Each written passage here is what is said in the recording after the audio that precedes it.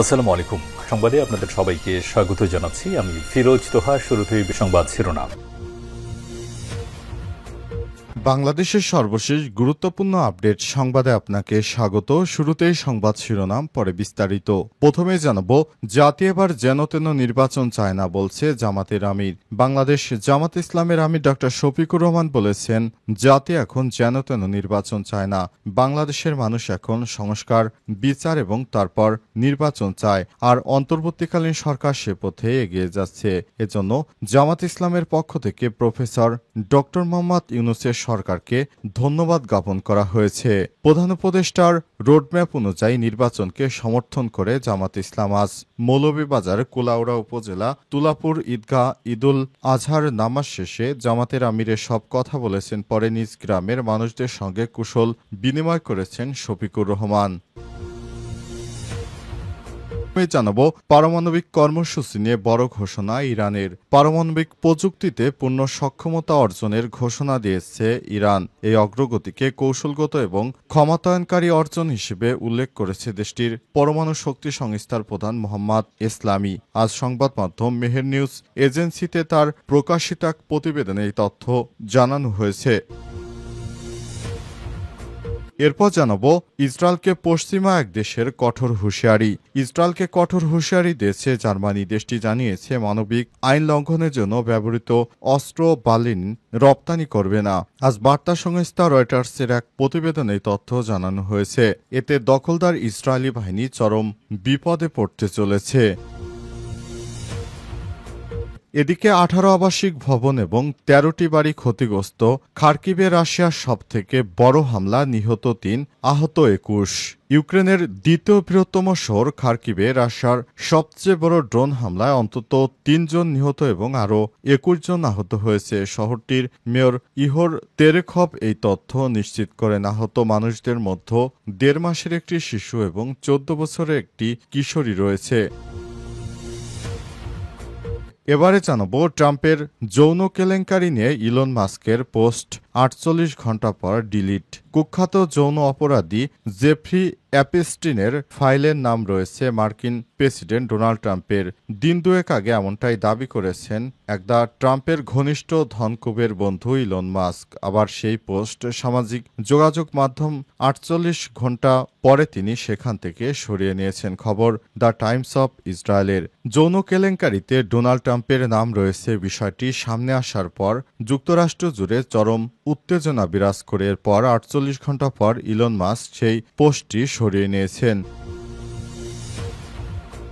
জাতি এবার যেন তেন নির্বাচন চায় না বলছে জামাতের আমির। বাংলাদেশ জামাত ইসলামের আমির ডক্টর শফিকুর রহমান বলেছেন, জাতি এখন যেন তেন নির্বাচন চায় না। বাংলাদেশের মানুষ এখন সংস্কার, বিচার এবং তারপর নির্বাচন চায়, আর অন্তর্বর্তীকালীন সরকার সে পথে এগিয়ে যাচ্ছে। এজন্য জামাত ইসলামের পক্ষ থেকে প্রফেসর ডক্টর মোহাম্মদ ইউনূসের সরকারকে ধন্যবাদ জ্ঞাপন করা হয়েছে। প্রধান উপদেষ্টার রোডম্যাপ অনুযায়ী নির্বাচনকে সমর্থন করে জামাত ইসলাম আজ মৌলভীবাজার কুলাউড়া উপজেলা তুলাপুর ঈদগাহ ঈদুল আজহার নামাজ শেষে জামাতের আমিরের সব কথা বলেছেন। পরে নিজ গ্রামের মানুষদের সঙ্গে কুশল বিনিময় করেছেন শফিকুর রহমান। জামাত ইসলামের আমির বলেছেন, দীর্ঘ 17 বছর একটি ফ্যাসিস্ট জগদ্দল পাথরের মতো আমাদের ঘাড়ে চেপে বসেছিল। আল্লাহর অশেষ মেহেরবানিতে জুলাই অভ্যুত্থানের মাধ্যমে ফ্যাসিস্টকে আমরা আমাদের ঘাট থেকে নামাতে পেরেছি। বর্তমানে ফ্যাসিস্ট স্বৈরাচার ভারতে গিয়ে দেশের বিরুদ্ধে অনেক ষড়যন্ত্র করে যাচ্ছে, যেটি কখনোই বাস্তবায়ন হবে না বলে জানান শফিকুর রহমান। তিনি আরো বলেছেন, বাংলাদেশের মানুষ এখন আর যেন তেন নির্বাচন চায় না। বাংলাদেশের মানুষ আর আগের মতো সেই ডামি নির্বাচনকে সমর্থন করবে না। বাংলাদেশের মানুষ এখন অন্তর্বর্তীকালীন সরকারের প্রধান উপদেষ্টা প্রফেসর ডক্টর মোহাম্মদ ইউনূসের নেতৃত্বে একটি সুষ্ঠু গ্রহণযোগ্য নির্বাচন চায়, আর এই নির্বাচন অন্তর্বর্তীকালীন সরকারের প্রধান উপদেষ্টা প্রফেসর ডক্টর মোহাম্মদ ইউনূসের দ্বারাই সম্ভব। বাংলাদেশে আর কোনো যোগ্য নেতা কে আছে প্রফেসর ডক্টর ইউনূসের মতো যিনি সুষ্ঠু নির্বাচন দিতে পারবেন? আমাদের মনেই হয় না, কারণ আন্তর্জাতিক অঙ্গনে প্রফেসর ডক্টর মোহাম্মদ ইউনূসের যে ভ্যালু রয়েছে সেই ভ্যালুর মাধ্যমে আমরা অর্থনৈতিকভাবে অনেকটা সফলতা অর্জন করেছি। অনেকেই মনে করেছিল শেখ হাসিনা বাংলাদেশটাকে যেভাবে ধ্বংস করে দিয়ে গেছে সেখান থেকে বাংলাদেশ আর ঘুরে দাঁড়াতে পারবে না, কিন্তু আল্লাহর অশেষ রহমতে প্রফেসর ডক্টর মোহাম্মদ ইউনূসের মতো লোক দায়িত্ব গ্রহণ করার কারণে বাংলাদেশে এখন আর আর্থিক সংকট নেই। আশা করছি নির্বাচনটা হয়ে গেলে আস্তে আস্তে বাংলাদেশ আবার ঘুরে দাঁড়াতে পারবে, বাংলাদেশ আবার উন্নয়ন সমৃদ্ধির অগ্রযাত্রা সামনে এগিয়ে যেতে পারবে, এমনটাই জানিয়েছেন বাংলাদেশ জামাত ইসলামের আমির। তিনি আরো বলেছেন, বাংলাদেশটাকে সুন্দর জায়গায় নিয়ে যেতে পারলে ভবিষ্যতের প্রজন্ম সফলতা অর্জন করবে। এজন্য আমাদের শিক্ষার কোনো বিকল্প নেই। আসুন আমরা কুরবানির এই আত্মত্যাগের সমস্ত মানুষ একত্রিত হয়ে বাংলাদেশটাকে আরো সামনের দিকে এগিয়ে নিয়ে যাওয়ার যে প্রতিশ্রুতি রয়েছে সেটি বাস্তবায়ন করি। এ সময় তিনি দেশবাসীকে ঈদের শুভেচ্ছা জানিয়েছেন। পারমাণবিক কর্মসূচি নিয়ে বড় ঘোষণা ইরানের। পারমাণবিক প্রযুক্তিতে পূর্ণ সক্ষমতা অর্জনের ঘোষণা দিয়েছে ইরান। এই অগ্রগতিকে কৌশলগত ও ক্ষমতায়ন নিয়ে অর্জন হিসেবে উল্লেখ করেছে দেশটির পরমাণু শক্তি সংস্থার প্রধান মোহাম্মদ এসলামি। আজ সংবাদ মাধ্যম মেহের নিউজ এজেন্সির প্রতিবেদনে এই তথ্য জানানো হয়েছে। মোহাম্মদ এসলামি বলেন, ইরান এখন পরমাণু জ্বালানি চক্রে পূর্ণ দক্ষতা অর্জন করেছে, যা পশ্চিমা বিশ্ব বিশেষ করে যুক্তরাষ্ট্র কোনোভাবে মেনে নিতে পারছে না। তিনি আরো বলেন, পারমাণবিক প্রযুক্তি শুধু বিদ্যুৎ উৎপাদনের জন্য নয়, বরং এটি সমস্ত বৈজ্ঞানিক অগ্রগতির মূল ভিত্তি। এই প্রযুক্তির কেন্দ্রবিন্দু হল ইউরেনিয়াম সমৃদ্ধকরণ।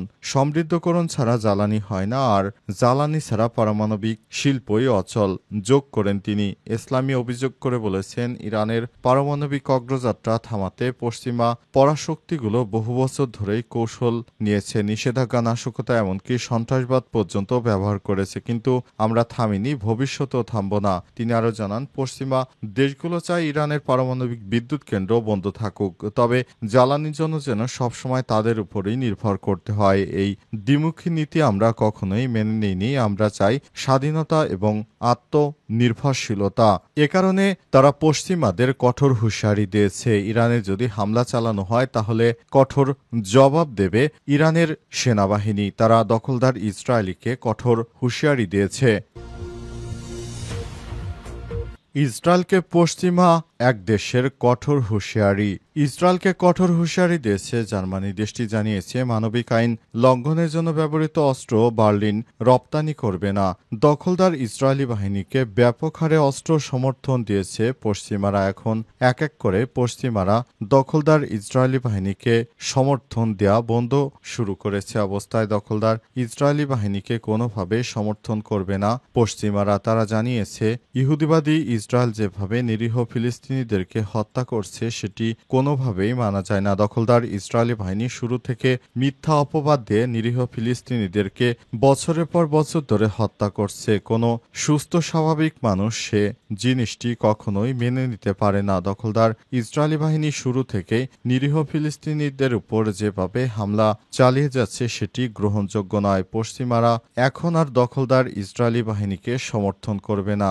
জানা গেছে, গাজায় যেসব অস্ত্র দিয়ে হামলা চালানো হয়েছে তার বেশিরভাগ অস্ত্রই এসেছে ইউরোপীয় ইউনিয়ন থেকে।